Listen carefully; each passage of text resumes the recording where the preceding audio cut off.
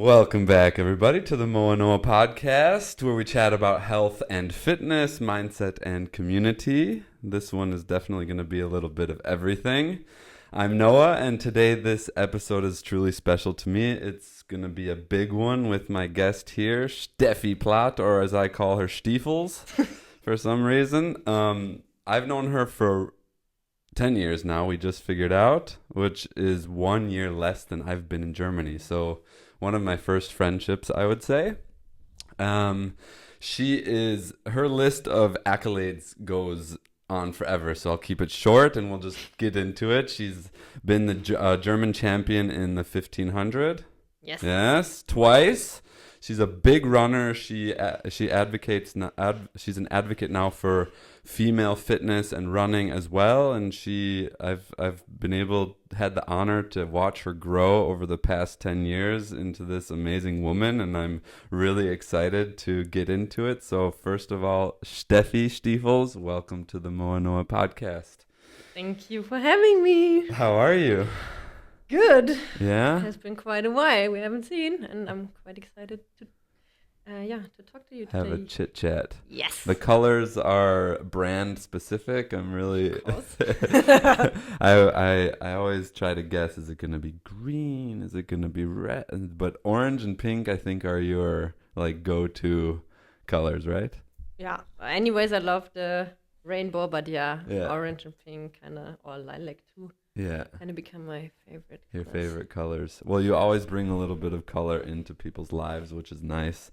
In this black Berlin culture. Every now and then I like to wear blue. But I'd like to start this podcast off by just going back to our roots, how we met, just chat about life, how it's been like you said, we haven't talked in the past few years. Every now and then we'll reach out, Instagram, high five or thumbs up on something that I love what you're doing, but that doesn't really count as catching up or staying connected. So let's even go back to childhood. You grew up in NRW, which is Nordrhein-Westfalen. Exactly. And that is where in Germany? I grew up between Cologne and Düsseldorf. Okay, really so in the middle. west. It's really in the west. Yeah. Like West. Midwest. Yeah, Midwest. Like not north, No. It's kind of north. It's but really the western part of western Germany. part of Germany, yeah. And you were directly as a young child in sports, or did that, your parents saw this one needs to move? No, it wasn't my parents, it was my teacher. Ah, okay. Because I won the 800 at the 800 meters. 800 meters at the Bundesjugendspiele. Okay. Because in the first grade we weren't allowed to do it. Yeah. But we were discussing with our teacher. Yeah. So we were allowed, just unofficially. Yeah. And I became second. I was just a boy finishing first. And then I was the second one. And I think running always has been part of your life. Of my life since then. Yeah. And then also my teacher recommended my parents, maybe she should try track and field. Yeah. And my brother, which is my twin brother, we both tried track and field, and I stayed in track and field, and he at some point lost interest. Yeah. And then at the age of 14, there was a specific group for running. So I joined this team. In your community, in my official German Verein. Yeah, club. Yeah, club. And I wasn't one of the first girls, but it was like 5 or 6 girls. Yeah. And we were like the new younger generation then. Yeah. And it's when it starts, specifically focusing on running. Yeah. And a year later, I started my very first German championships. Yeah. Really fucked it up. Because I was so nervous. Yeah. I was totally, Yeah.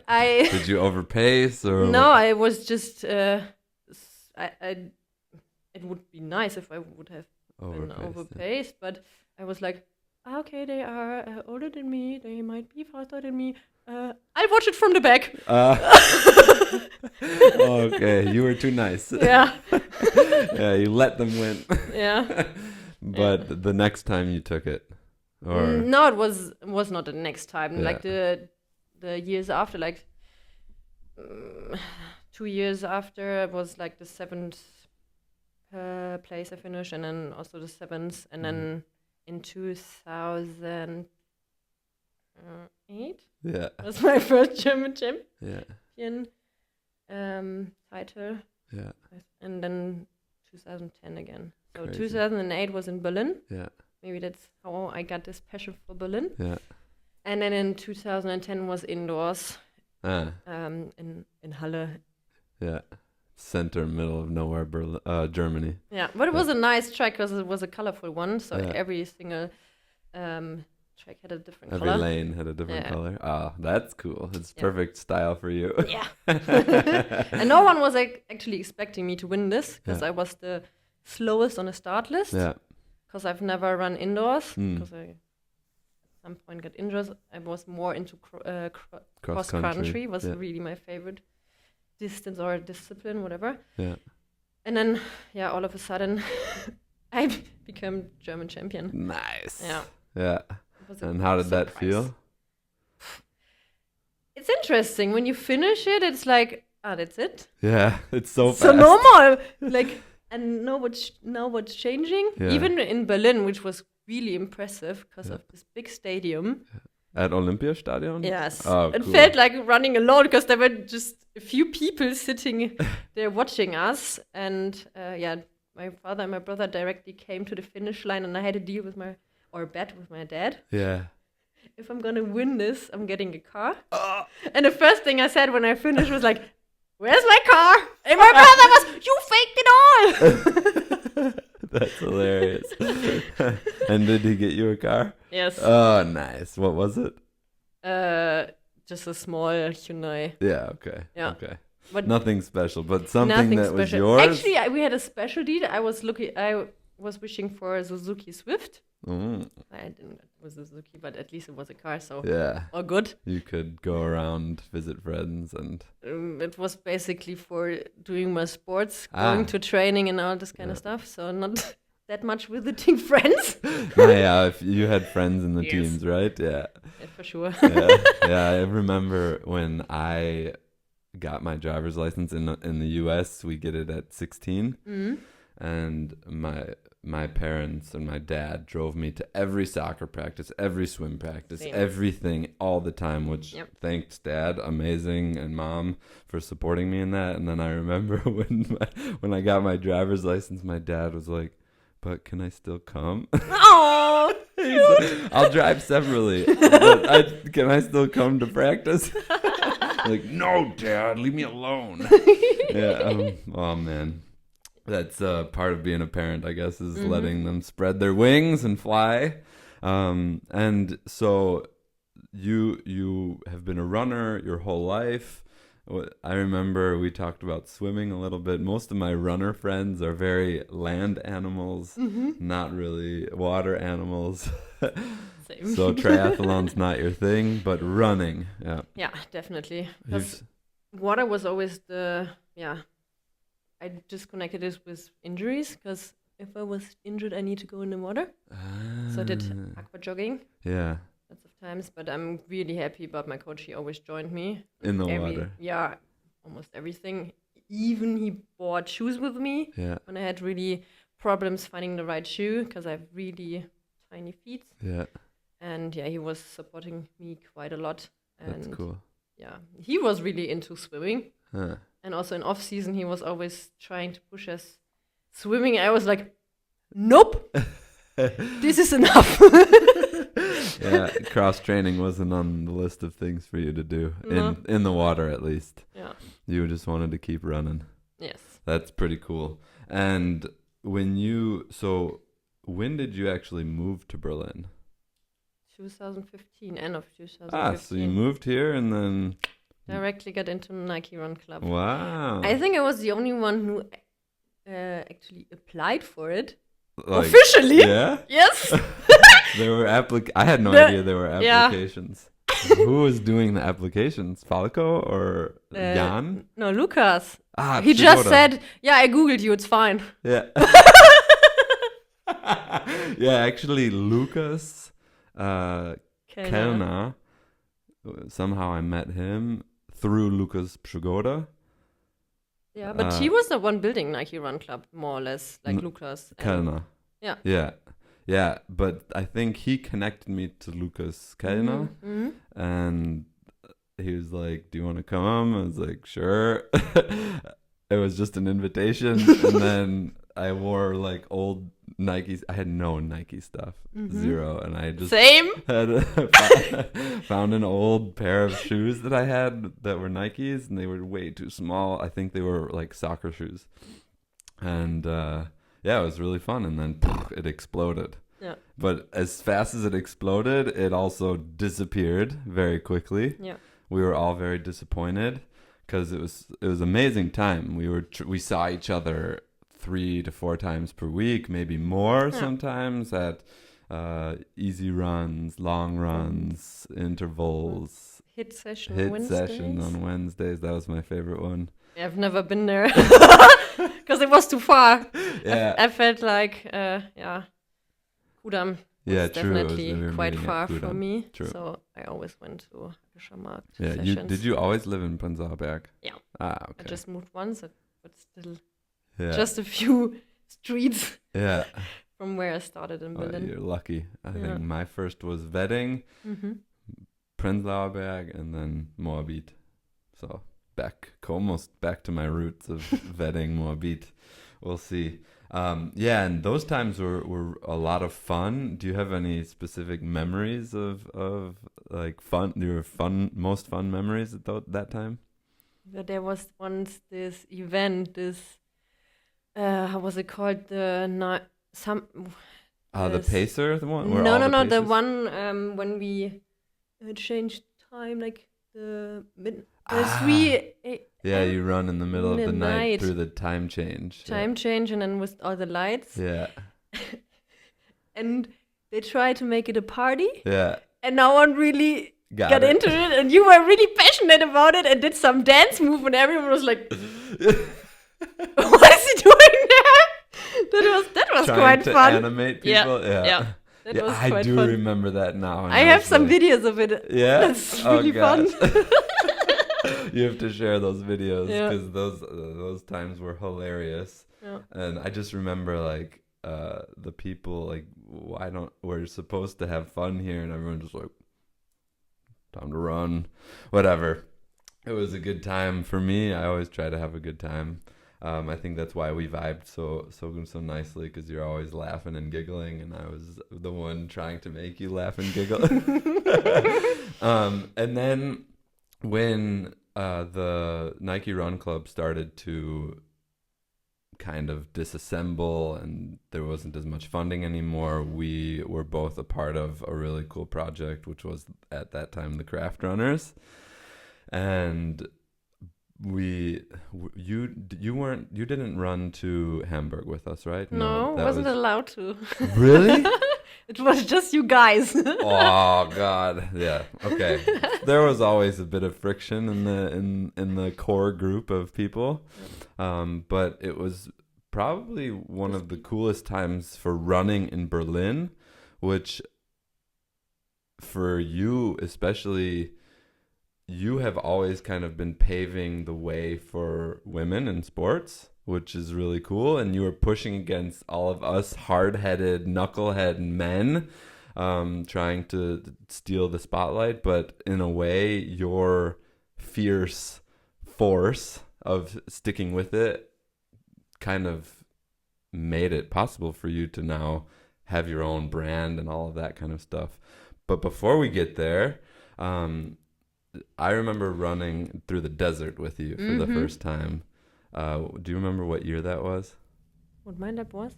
What year we did the 2017. 17. This was actually the start from the official Craft Runners crew then, right? Yeah, because we did the after Hamburg. Hamburg was the just qualification kind of. Yeah. And then yeah, you all were asking for TSP, and I was the only woman saying, yes, of course, why not? Yeah. Let's do that. Yeah. Sounds crazy. Sounds fun. Yeah. Let's see. What was it like from your perspective being surrounded by a bunch of knuckleheads? At some point, I was like, how crazy I am. Because I also felt like, sure, we knew each other. Yeah. But not that much. No, yeah. To share beds and rooms and whatever. And it was also quite funny because I felt like when Paul Schmidt, I was always like... That was the second time, right?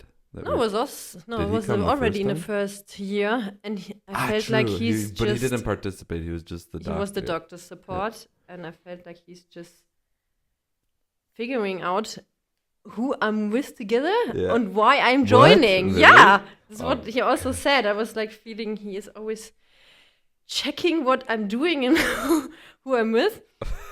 And I'm like, okay, interesting. Yeah. And it was interesting, and I would say it was definitely an important experience for me, also to reflect, to learn, and also having this experience. And I would say it was also quite important for me what I'm doing now, realizing the standing for women in sports, reflecting. I've always been part of the system, and the system is male-driven, and I supported this too. But over the years, I figured out it's not really equal, and we need to change things. Yeah, definitely. And I would say TSP was also part of, my little break with my stress fracture. So yeah, it all come together. Yeah. But it was definitely a nice experience. Really running our hearts out and being super destroyed at the end. Yeah. Yeah, I also think the first time we went, I didn't make it all the way. I think my last 2 runs I couldn't do because of my hamstring or something. Yeah. I don't remember. I remember just being disappointed. But the second time we went was then another cluster F of more people, more energy. And then after that, though, is kind of when... This is maybe a couple years, but we started going our own way. Yeah. You went first. Yeah. And I always believed in you because I was like, I could take myself out a little bit of this male energy thing and see like, whoa, Steffi is like, I can't believe you stuck it out for so long. And I applaud you for that, and I think it's really amazing that you did.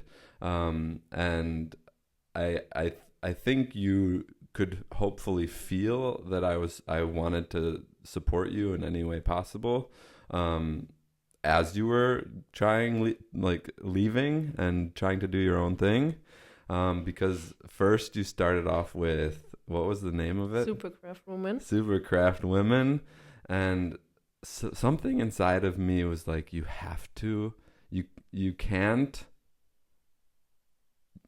like, by using craft, you're kind of like spreading that message still. Yeah. And you were pushing me so much. So hard, but you did it. Yeah. And are you happy you did that? Yeah, definitely. And you were one of the reasons I did it, because you were always pushing me to change the name, be independent, find my own way. Yeah. And I remember we both sitting several times in the park next to my apartment on the bench, discussing it through, and having you supporting me on that. Yeah. And I was always fighting, no, I have done so much. I've built a whole website, the Instagram account. I need to change all of it. Yeah. And I was like, I can't. Yeah. It's so much effort. It seems so scary at first. Yeah. And I just saw the work behind and was like, but yeah, at the end, it definitely paid off. Yeah. And I'm happy I found his name. Yeah. Fierce Run Force. Yes, with best support of my bestie. Yeah. Who's that? I don't know. You don't know her, I think. Vanessa. No. Okay. She's also not living in Berlin. Yeah. We know each other from school already. Yeah. So it's my longest friendship. Yeah, cool. And yeah, we were just playing around with words and quite found fierce. Yeah, I love fierce. Fierce is such a cool word. I do love it too, but for Germans it's quite tough. It's always fun when we are on competitions and they have to pronounce the name. Force run. Yeah. At some point I said we need to do a best of worst pronunciations. Yeah, but I love the name. Yeah. And you just kind of took off. And can you give for the people who don't know what Fierce Run Force is, a little background to what it is? Yes. And maybe start with the situation. I think you were also the first one I told about menstrual cycle-based training. Yeah. It was when we ran along the Spree at some point. Yeah. And I was like, this definitely makes sense to me. Yeah. And then this was also kind of the starting point. So yeah, what's Fierce Run Force? Fierce Run Force on the one hand is my educational work. Yeah. So I'm self-employed. I'm coaching all around female health, where the menstrual cycle is definitely a very big thing. Yeah. And it hasn't been in the past. We've never talked about it. It has always been a taboo.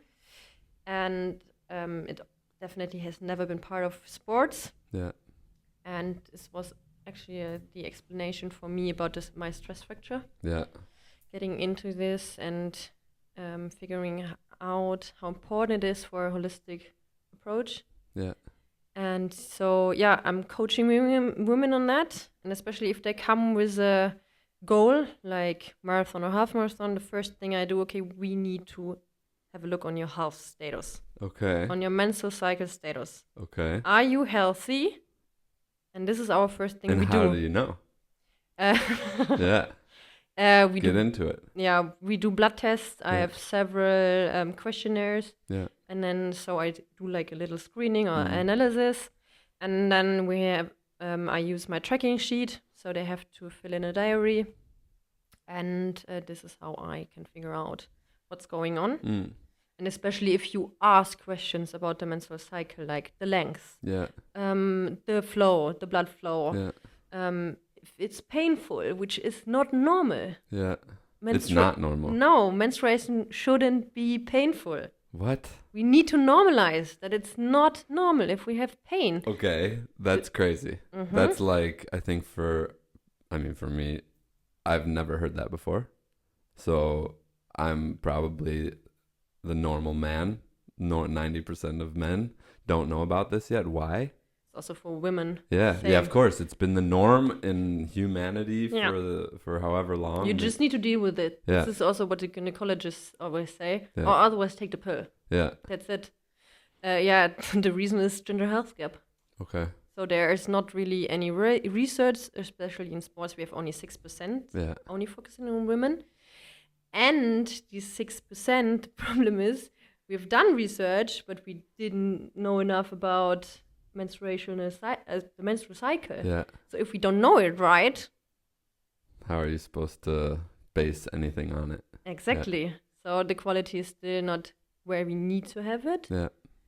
So there's definitely a lot of work to do. Is it starting to happen more often now? Yeah. But I feel like we have more real experience data. Yeah. Now we need the studies. Okay. To really say what we're experiencing is the truth. Exactly. Or scientific truth. Exactly. This is the situation we have right now. Science is very slow.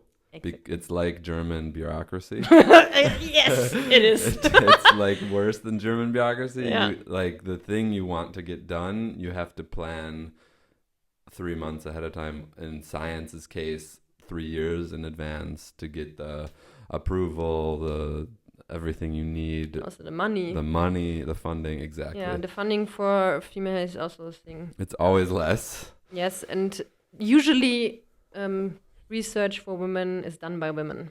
So we also need more women in science. Uh-huh. Which is also shifting. I mean, it's more now than it ever has been, I would assume, which is amazing. But let's get back to Fierce Run Force and your so you do the questionnaires, you do the screenings, and then from there you start building programs, right? Or no? Yeah, then we need to, first of all, we get into nutrition. Okay. That's the most important thing. Most of them are underfueled. Underfueled. Definitely underfueled, because we are growing in a diet society. Yeah. It's always about weight. It's always about food, about not eating too much. Yeah. This is what we learn as women. Yeah. The biggest issue. So and then the other, on the other hand, it's like that I always get questions about how can I adapt my nutrition towards my menstrual cycle. This is the end of the stage. Start with the basics. Start with the basics, and the basics is fueling, enough fueling, the right fueling, calories, and also don't be afraid of carbs. Yeah. Eat enough protein. Yeah. All those kind of things, like really the basics, and eat enough greens. Yeah. So a nice, strong, balanced diet. Yes. I guess diet is always the wrong word, because that connotates or it insinuates the fact that you need to eat less. Yeah. So maybe it's your nutritional plan or whatever. Yeah, instead of using the word diet. But yeah, so you do that with all of the Fierce Run Force members, or is that a personal training type thing? This is a individual personal coaching. Okay. Yeah. So all of the Fierce Run Force is mainly the club. Yeah. It's like the club members, and their the cycle-based training is like really on a basic level. Yeah. As that we just incorporated into the training sessions. Yeah. But what we do and what is different to other clubs, we do a menstrual cycle check-in. Yeah. Every single session. Okay. Which day you're in. Yeah. Probably you know the phase. Yeah. And then how you feel. And is it because of bad sleep, or because of people that annoyed you this day, or whatever? Yeah. Or is it your menstrual cycle infecting you? Okay. Yeah, wow, that's pretty interesting. So when, let's say, what days would you have how many set days do you have per week when you meet up to go running with the club? Wednesdays is our focus day, so it's the interval session. Okay, so Wednesday is your focus day, and on that day you also do a check-in. So you say, okay, this is the workout of the day. You can adapt it to how you're feeling, or no? Yeah, this is what we sometimes try, but we recognize that we need to really lead them through, and we kind of, so I'm not the only coach anymore. Yeah. So I have my co-coach Maxi. Yeah. Since last year, and then we try to help them find the right training session for them. So we always have two options. Yeah. Like an intense one and a moderate one. Yeah. And what we always figure out is like that we have people who cannot really decide for the lower one or the moderate one, because they always say like, I'm super hyped, I'm in full power. Yeah. But this is also what you need to learn with menstrual cycle based, that there are phases of deloading. Yeah. So we need to also kind of train this, definitely, because we're living in a society, we're aiming for higher, better, faster. Yeah. Always the same, always going faster, always doing more miles. Yeah. And this is sometimes the thing we need to kind of get rid of. This mentality. Yeah.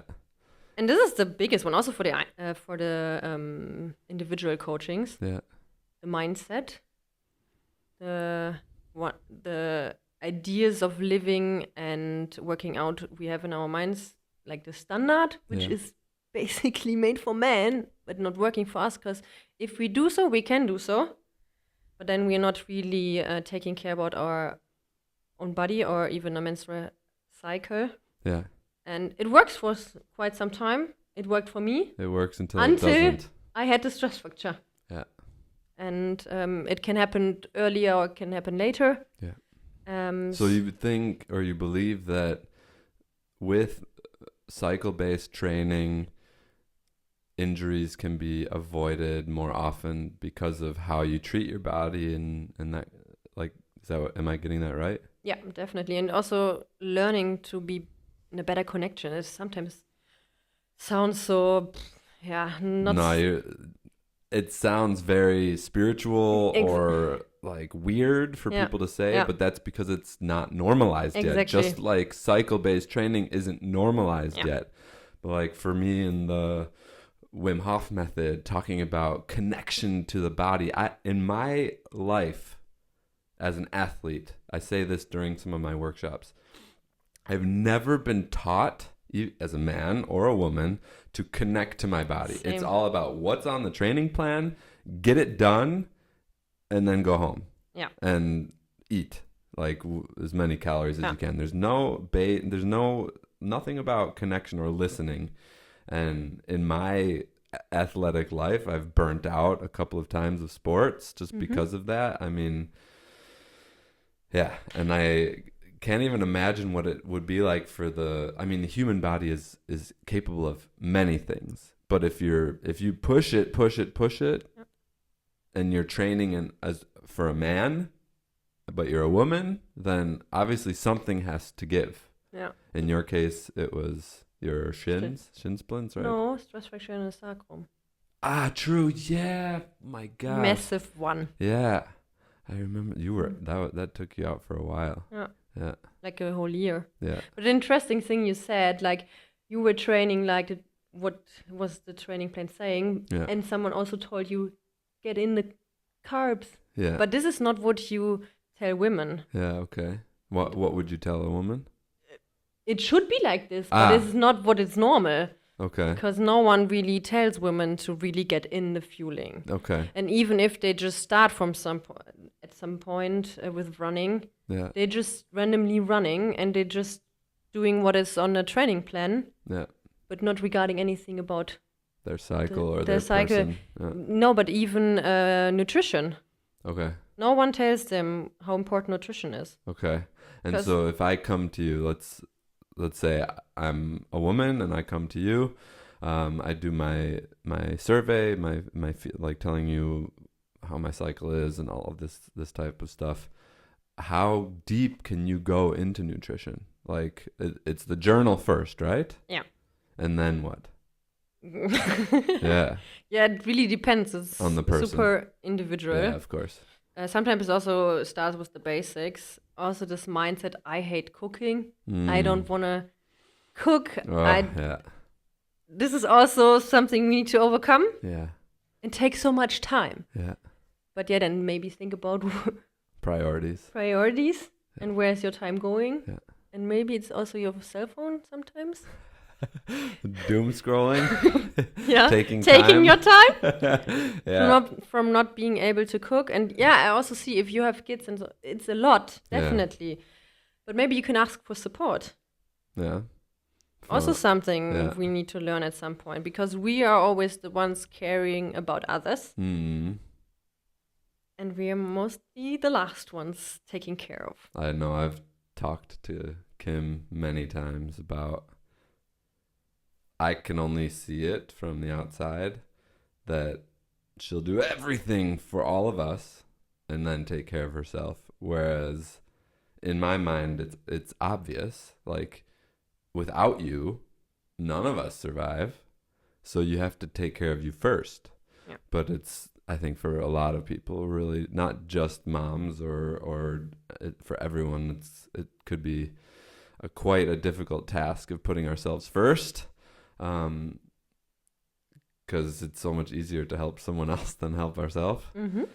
For some reason, I don't know what that is, but I guess that's what we do as coaches anyways. It's easier to give someone else tips than ourselves. And even follow those tips. I do my best. I see you also doing your best.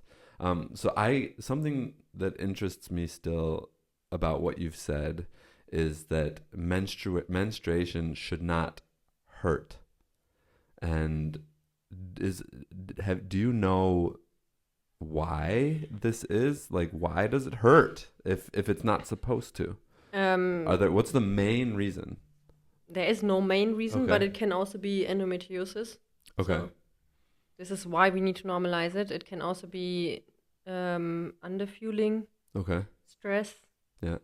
Overtraining, or all together. Yeah.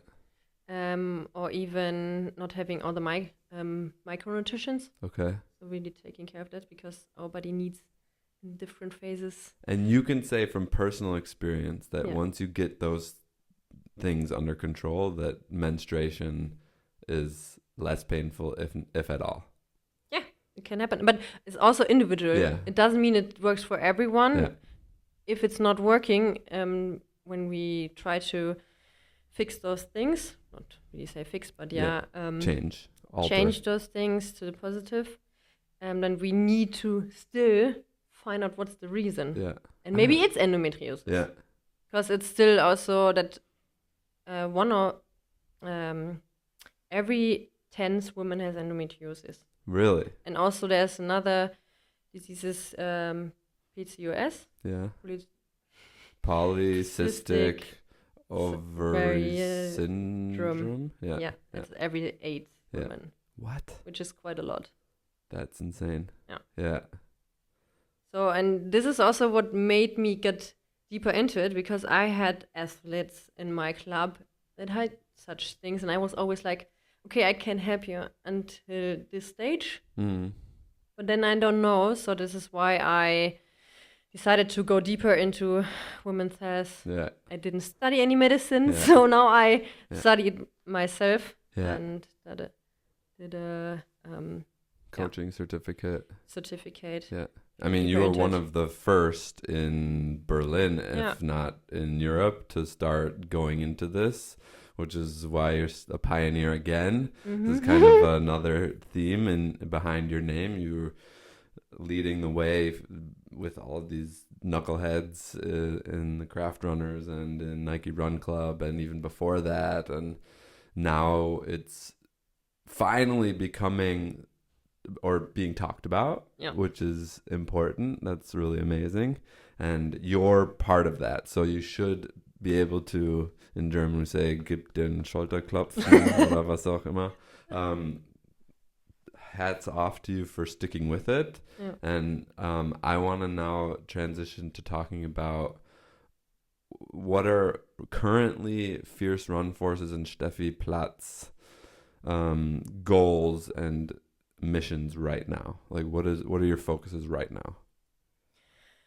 My focus is to educate women about their bodies and health, so that they can really go healthy and strong through their lives. Yeah, that's my main mission. Yeah, and really give them the power with knowledge about their own bodies, so that they can decide in a better way for themselves.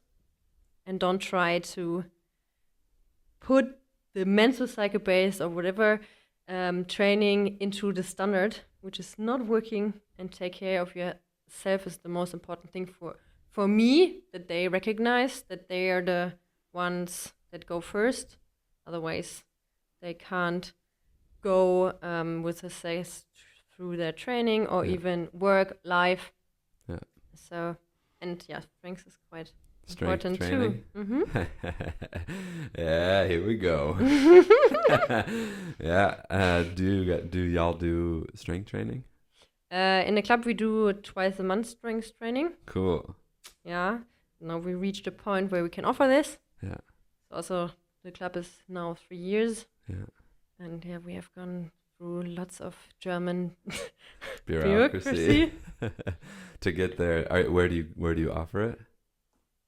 Sorry, not sorry. Ah, cool. Yeah, because he is coaching, doing the coaching sessions. And it's definitely really nice.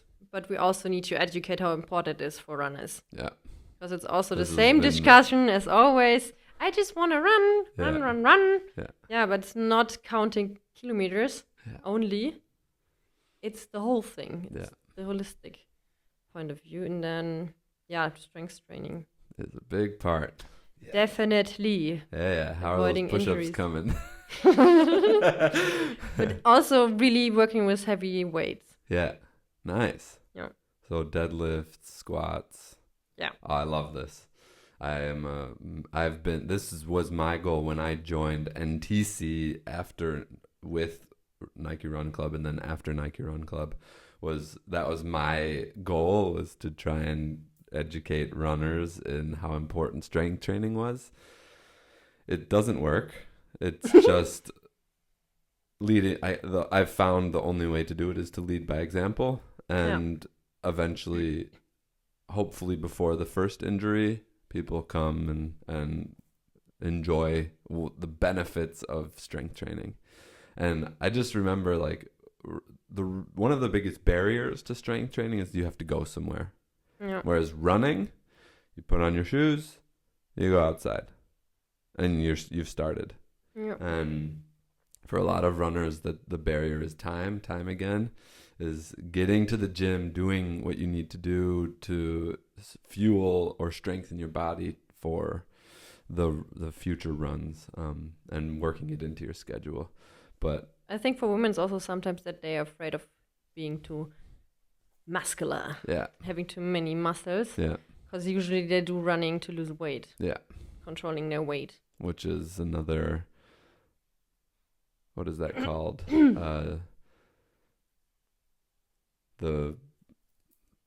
What we call it, cliche?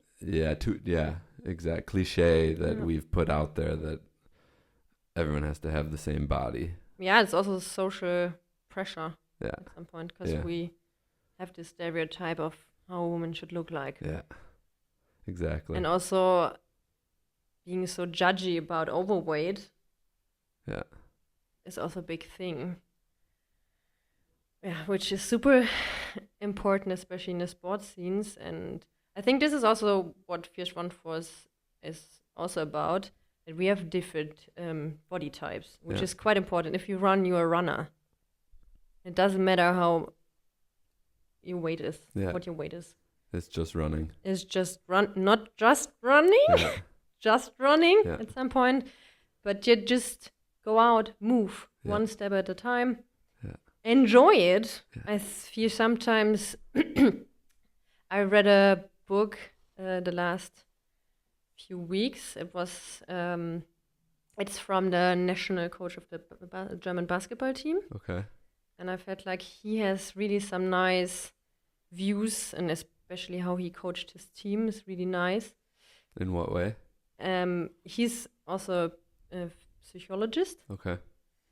He's really putting focus into like small things around the training, like being together, just having little chats, or playing games, like all these small things that we would say it's like nothing, but it made them grow as a team. Bond. Besides sports, besides all the ego, besides all the talent, it's like the bonding situations he's really building. Okay. And really putting the joy in the center. And this is something I feel like lots of people lose by doing running, because they're just aiming for running the next marathon. But ask yourself, why are you really willing to run this marathon? Is it you? Or is it social media? Mm-hmm. Is it other people pushing you at some point to make this decision? Why are you really willing to run this marathon? Are you enjoying it? Yeah. And this is something I feel like... And what if the answer is no? Yeah, then definitely think about it. Yeah. And this is like discussions I have quite a lot. I feel like I'm also the only coach who's never done a marathon yet. I'm not really willing to do. Why? Why should I? And I'm always like, why are you willing?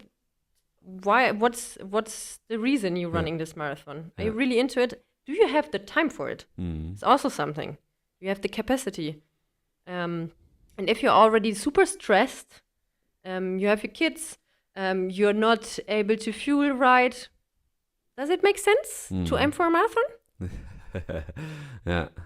These are things I always, this is what I'm asking them at the very first point when they come to me and are willing to prepare for a marathon or half marathon, so that we definitely figure out what is your goal. Yeah, that's great.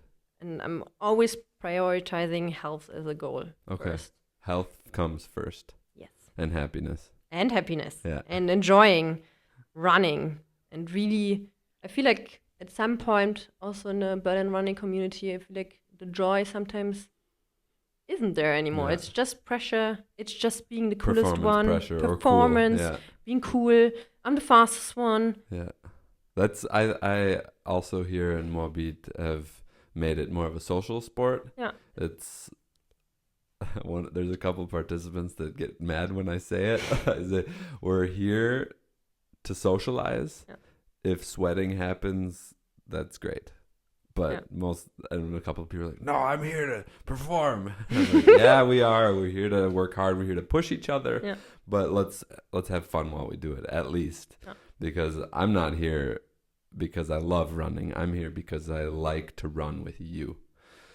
And that makes a big difference. Yeah, I think there's definitely a difference. And I feel like I like running so much because I'm not willing to do it alone. It was exactly. Already when I started running, when I did it professionally, I just did it because of the people. Yeah. When I had to run once a week alone, it was always like a big mess. Yeah. Because then I was trying to convince my mom joining me by bike, but she was always annoyed joining me because I was running faster than she was able to bike. And I also did it like years later when I already quit and they moved to Düsseldorf, and there I have just one route with 2 bridges. Yeah. So it's also a bit uphill. Yeah. And she joined me, and I kind of lost her like halfway through. Yeah, and she was so annoyed afterwards. Why should I join you? You finished like an hour before me. That's so funny. Yeah. Yeah, the power of being fast. Yeah. I also I don't know why I run. I run because I know that it's good for me, like my health. I've in the past now not anymore because I got Kim to start running with me on the weekend. Yeah, but for me, I always told myself I run on Wednesdays with the community, but I have to prove to myself on the weekend that I can do it by myself, and it's so difficult. So I don't do it by myself anymore. But eventually, when it comes down to it, I know that I can if I have to. I am still an athlete. There maybe is a reason why I'm still working on that connection thing that we're talking about, to find the why. Why is it hard for me today? Or why is it hard in general? Do I want to do something else? But we also need the time to find that connection, which is difficult. So now that we've talked about what Steffi's doing, what Fierce Run Force is doing, what is the future? So I'm going to lead this off with the fact that you are moving soon out of Berlin, which is one of the... I know I don't see you very often, but I know that you're here, which gives me a warm feeling in my heart. And now that you're leaving, I'm like, oh, what's going on? Where is she going? So can you explain what's happening with you in the near future? Yeah. Yeah, why am I leaving? Because I recognize also what you said, that we mainly coach others and give advice to others. But in the past years, I realized that I also need to focus on myself and prioritize myself. Yeah. And I kind of want to get back into get running back for me as my sport, as it has been in the past. Finding more passion into it and focus on my training sessions a bit more. And also doing something for my health. I need to leave Berlin because Berlin is stressing me out. Okay. And so I decided to move into the mountains. What? Where? Can you say where? Yeah, I moved to Garmisch-Partenkirchen. Okay. So I have the mountains right in front of me, and like 2 years ago, was it 2 or 3 years, I kind of got into trail running, and I really enjoy it. You said in the beginning, cross country was your thing. Yeah, I really love it. And I also feel like we need more women into trail running. Yeah. And yeah, I feel like this might be the right decision after 10 years. Starting a new chapter. Yeah. Also means I leave my Fierce Run Force club behind. Yeah. But I think they are ready. So it's like the baby is now grown up. Yeah. Can walk on their own feet. Yeah. Are you going to stay involved? Yes. Okay. Because I do lots of things virtually. Yeah. And So yeah, I'm the president. Yeah. And so You're I'm moving trying to to lead it from the mountains. Yeah, of course. Focus on myself. And are you in a city in the mountains, or are you like alone in the mountains? It's a small town. Yeah, okay. So everything I can reach by bike within 15 minutes. Yeah, okay. So totally different to Berlin. Yeah. It's more or less everything is around the corner. Okay. And also going into the mountains just takes me 10 minutes. Wow. It's like really directly, I can just walk out. I'm so jealous of you. Yeah. Yeah. So I'm very much What did Kim looking say forward. when you told her? Yeah, Was she same. also jealous? Yes. Yeah. I think we both kind of feel like, oh, we have kids now, we can't do anything like this, but I don't think that's true. So maybe we have a conversation soon. Mm-hmm. Yeah. Yeah, so you need to visit me so you can check out how it feels. For sure. We go down to Munich or the south quite at least once a year because I have a cousin that's living down there. But like trail running is becoming more and more popular, and being in the mountains, being in nature is like the city person's dream. Maybe 60% of city people, 40% of city people are there in the city and they don't need anything else. They go to Berghain and then they go home and they go to work and they go to Berghain. That's all they need. But I think more and more people are going to be going down this road of wanting more nature. And maybe you're pioneering again in some way. In the next 10 years, everybody's going to be coming to Garmisch-Partenkirchen. Yes, nice. Why there? I've already connection to Garmisch through my family. Yeah. We always been there during winter. Is that in Germany still, or is that in Austria? It's the German Alps. Okay. And my grandparents, they always went there. Okay. So the parents of my dad. Yeah. My mom is from Bavaria. She's not from Garmisch, but that's how it became Garmisch-Partenkirchen, and all of a sudden there was a flat. Yeah. It was the opportunity. Yeah, crazy. And when do you leave? 5th of May. 5th of May, which is in 2 weeks. Oh my gosh. I don't know when this is coming out, so I think this will already come out when you've left. This will come out after you have left, but it'll be nice to listen to it and think about, oh, she hadn't left yet. Mm-hmm. Well, I know that there's going to be a lot going on for you over the next few weeks, so I'm going to definitely let you have your peace and quiet and get your things done. If you need help with anything, let me know. I'll do my best to help, but I'm definitely coming to your party. Yeah. Is there anything left for you to say, like that we didn't touch on in the podcast? I just want to say that we should definitely think of what's running for us. Yeah.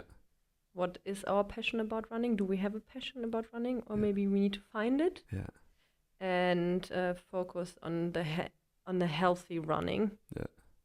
Which would be what for you? Running with connection. Running with connection, no overtraining, taking rest, taking breaks. Yeah. Fueling enough, listen to our bodies. I think that is also something we kind of lost through all these digital devices. Yeah. All the watches that tell us you are stand up, ready to work out, your body battery is on whatever. Really listen and sometimes go with the flow. Yeah. And I feel like the menstruation is our superpower. Okay. Which we have. Yeah. If we lose it, we should definitely take care of us.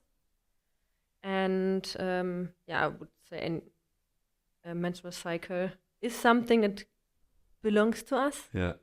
So we should definitely use it as a tool, use the potential, the positive sides, and be strong, not thin. Oh, okay. Be strong, not thin. That's amazing. Well, Steffi, thank you so much for coming. I wanna end with maybe because you're leaving Berlin, I'll ask you where your favorite spot to dance, favorite spot to eat, and favorite spot to run in Berlin. Oh my goodness. Start with dance. do you even go dancing? Not that much anymore. Yeah. Let's say Süßfein. Is it called like this? I don't know. I am so no, far it's out not. of That's these. wrong. Süßfein is ice cream. Süß war gestern. Süß war gestern in the yeah. Isn't it in Friedrichshain? Yeah. Yeah. And so maybe we skip to the favorite place to eat ice cream. Is that the one in Prenzlauer Berg? No. What is the one that everyone goes to? Poki. No, my favorite one is in Pankow. Yeah. It's Alfie's Ice. Okay. They have the best ice cream and the cutest service. Yeah?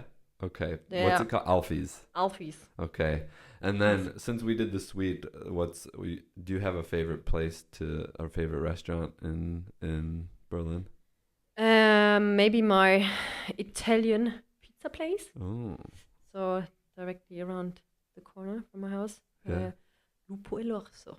Okay. I love it. And that's in Bornholmer Straße or? No, it's Schönfließer Straße. Ah, okay. This I'm definitely gonna miss. Yeah. It's pizza in Berlin. Yeah, pizza. We do have good pizza. That's true. And what about your favorite place to run? Good question. I like Grunewald. Yeah. Even if I'm not that often there. Yeah. But I also like my home run through Pankow. Do you go up the Panke or what's your? Up the Panke to the Bürgerpark. Nice. That's my typical route. Yeah. Just get out and run. Yeah. Nice. Well, Steffi, I'm so honored that you took the time to come out here, even though you have a lot going on right now with your move. I wish you all the best, and I hope we stay connected. I will definitely plan a little vacation to come down with the family and go running in the mountains with you, because I know whenever I talk about like running and like there's mountains are what's missing in Berlin, like hills. We have to like go up bridges and stuff, and they're not even real hills to get our hills in. So I'm definitely going to come down and visit. I hope that the invitation sticks. So yeah, thank you again. High five. Thank you. Bye everybody. Hope you enjoyed it. If you want to reach out to Steffi, I'll put all of her information in the comment section, in the description. And everybody go knocking on the mountain's door in the next couple of weeks. Yes. Yeah, thanks everybody. Bye-bye. Bye. Yeah. Yes. Crazy. Mach ein Trailcamp im August. Trail camp. Mhm.